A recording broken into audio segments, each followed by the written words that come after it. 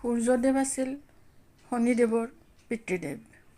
যদিও শনিদেৱৰ গাৰ বৰণ অত্যন্ত ক'লা, কিন্তু সূৰ্যদেৱে তেওঁৰ পিতৃদেৱ আছিল।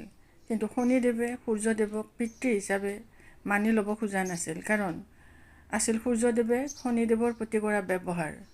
সূৰ্যদেৱে তেওঁৰ ৰাজ পৰিষদত থকা সকলোবোৰৰ কাৰণেই সোণৰ সিংহাসন তৈয়াৰ কৰিছিল, আৰু কেৱল মাত্ৰ শনিদেৱৰ কাৰণে সূৰ্যদেৱে লোহাৰ সিংহাসন তৈয়াৰ কৰিছিল। এই কথাটোতে শনিদেৱে সূৰ্যদেৱক অত্যন্ত বেয়া পায় আৰু সূৰ্যদেৱৰ প্ৰতি এক